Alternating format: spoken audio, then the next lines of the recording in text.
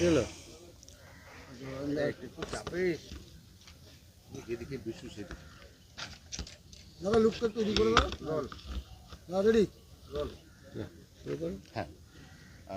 রাস্তা আটকে নামাজ পড়াটা একটা অভ্যেস হয়ে যাচ্ছে। আমরা জানি যে উত্তরপ্রদেশ, উত্তরাখণ্ড এই সমস্ত রাজ্যে ইতিমধ্যেই বলা হয়েছে নামাজটা নিশ্চয়ই পড়া হবে, সেটা মসজিদের ভেতর গিয়ে পড়া হবে। আজকেও জুম্মাবার, আজকেও কলকাতার একাধিক রাস্তায় রাস্তা আটকেই নামাজ হবে, যেরকম বহু বছর ধরে হয়ে যাচ্ছে। আপনার কি মনে হয় এটা কি চেঞ্জ হওয়া উচিত নিয়মটা? না, চেঞ্জ তো নিয়ম বলে কিছু নাই। কোনো সময় এটা শক্তি প্রদর্শন হয়, কোনো সময় কোনো পার্টি বা সরকার এই সুযোগটা দিয়ে মনে করে যে তাদের জন্য অনেক কিছু করলাম, তারা ওটা মনে করেন। ভারতবর্ষে গণতান্ত্রিকভাবে রাস্তা কেউ আটকাতে পারে না। একসময় মুম্বাইতে হতো, উত্তরপ্রদেশে তো বন্ধ হয়েছে। পশ্চিমবাংলায় এই উৎপাতটা চলবে কিছুদিন, কারণ মমতা ব্যানার্জি এই দিয়ে মুসলমানদের বোঝাচ্ছেন তোমাদের জন্য আমি অনেক কিছু করলাম। এতে মুসলমানদের কী লাভ হচ্ছে আমি জানি না, কিন্তু বাকি সমাজের মধ্যে একটা ক্ষোভ জমা হচ্ছে এই নিয়ে। এই শহরে তো রেড রোড বন্ধ করে স্বয়ং মুখ্যমন্ত্রী নামাজ পড়তে যান। মুখ্যমন্ত্রী যদি নামাজ পড়েন রাস্তা বন্ধ করে, কে বিরোধিতা করবে? কিন্তু এই অভ্যাসটা হয়ে গেলে পরে মুসলমানদের সমস্যা হবে। কারণ নামাজ তো মসজিদে পড়তে হয়, আমরা যদ্দূর জানি।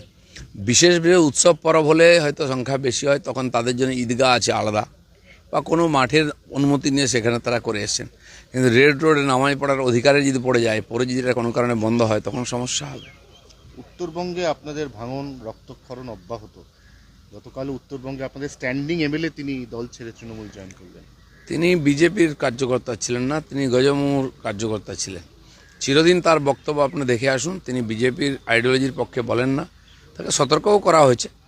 যখন সমঝোতা ছিল আমাদের সঙ্গে, গজমুর সঙ্গে, তাকে টিকিট দেওয়া হয়েছিল, তিনি তার মতোই ছিলেন। তিনি টিএমসির বিরুদ্ধে লড়াই করে এসেছিলেন, আবার টিএমসিতে যেতে যান, সেটা এখানকার মানুষ ঠিক করবে। হ্যাঁ, কিন্তু ভোটের আগে উত্তরবঙ্গ, যেটা বিজেপির শক্ত ঘাঁটি বলে আপনারা বলেন, দক্ষিণবঙ্গের বাঁকুড়া, পুরুলিয়ার পাশাপাশি উত্তরবঙ্গই আপনাদের সবথেকে স্ট্রং বেস। উত্তরবঙ্গ আগের থেকে শক্ত ঘাঁটি ছিল, এখনও আছে। প্রতিনিধিরা চলে যায়, কিন্তু ভোটাররা থাকে, যারা জেতায় ওদেরকে। তো তারা জিতিয়েছে, তারা আবার হারাবে ওকে, বিজেপিকেই জেতাবে।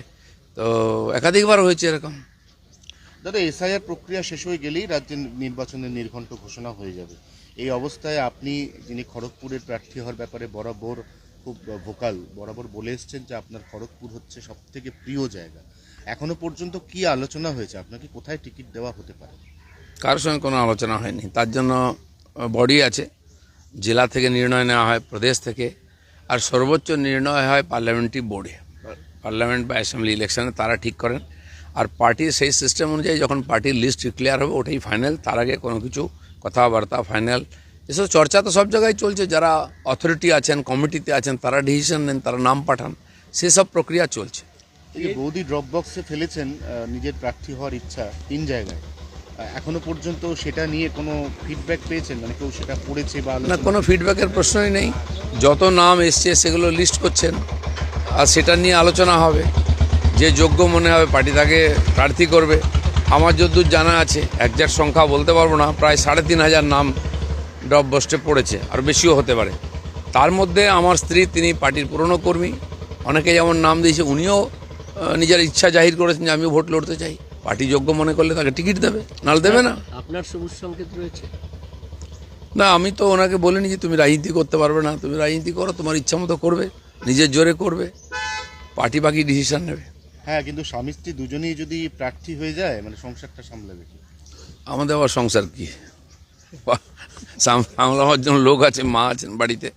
রাজনীতি করে, আগের থেকে করে, আমিও আগের থেকে করি, সেভাবে রাজনীতি করব। আর আমরা প্রার্থী হব কি না, সেটা পার্টি ঠিক করবে।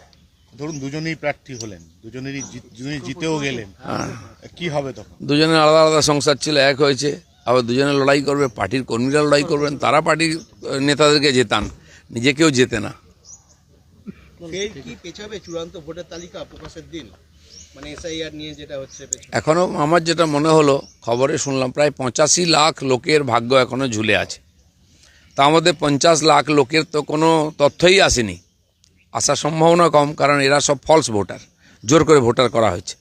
আর তার জন্য বেশ কিছু অফিসারকে শোকই হতে হয়েছে। এই সব মিলিয়ে 85 লাখ লোকের যতক্ষণ না ক্লিয়ার হচ্ছে, ততক্ষণ তো ভোট আর ফাইনাল লিস্ট বেরোতে পারে না। কিন্তু আমার মনে হচ্ছে প্রায় হয়ে এসছে। আর সেটা এই ডেট হোক বা 1 আধ দিন বেশি লাগতে পারে, সেটা নির্বাচন কমিশন ঠিক করবে। আরো নাম যদি বাদ যায়, এই 85 লক্ষ বললেন, তো আরো যদি নাম বাদ যায় তাহলে কি শাসক চাপে পড়বে, শাসক দল? শাসক তো প্রথম থেকেই চাপে আছে। এসআইআর এর নাম শুনেই জ্বর এসছে, সে জ্বর এখনও ছাড়েনি। ফাইনাল লিস্ট যদি বেরিয়ে যায় আমার জ্বরটা আরও বেড়ে যাবে, 102-3ও হতে পারে। হ্যাঁ, কিন্তু অনেকে বলছে যে নাম বাদ যাচ্ছে, এমনটা ভাবার কোনো কারণ নেই যে শুধু তৃণমূল ভোটারেরই নাম বাদ যাচ্ছে, এটা সবারই লস। না, তৃণমূলীও কেন ভাবছে তাদের নাম বাদ যাচ্ছে? ঝগড়া ওরা করছে কেন? কই অন্য পার্টি তো কেউ প্রদর্শন করেনি, কেউ বিএলওদের আটকায়নি, বাড়িতে ঢিল মারেনি, ভয় দেখায়নি, বিজেপিও করেনি। আর সেই জন্য ক্ষমতায় এর আগের লাস্ট যে এসআইআর হয়েছে পশ্চিমবাংলায় 2 থেকে 4 সালে, তখন সিপিএম ক্ষমতায় ছিল, আর তাতে সিপিএমের লাভ হয়েছিল, সিপিএম জিতেছিল সেকেন্ড টাইম। তো টিএমসি কেন ভয় পাচ্ছে হেরে যাবে? আর যেমন বিহারে ইলেকশন হলো, বিহারে 65 লক্ষ নাম বাদ গেল, যেখানে সরকার ছিল বিহারের বিজেপির, আবার তারাই জিতলো। তো এখানেও তাই হওয়া উচিত তো। কিন্তু মনে হচ্ছে ডাল মে কুচ কালা হয়, তাই ভয় হচ্ছে। যেভাবে লক্ষ্মী ভান্ডারে বরাদ্দ বাড়িয়ে দিয়েছে, যুব ভারতী বরাদ্দ বাড়িয়ে দিয়েছে, তাতে কি মনে হচ্ছে আপনারা কোনো চাপে পড়তে পারেন? দিল্লিতে সরকার অনেক কিছু বাড়িয়েছিল, এভাবে জিতেও ছিল, কিন্তু দেখা গেল টাই টাই ফিস, ভোট হলো মানুষ শুয়ে দিল ওদেরকে।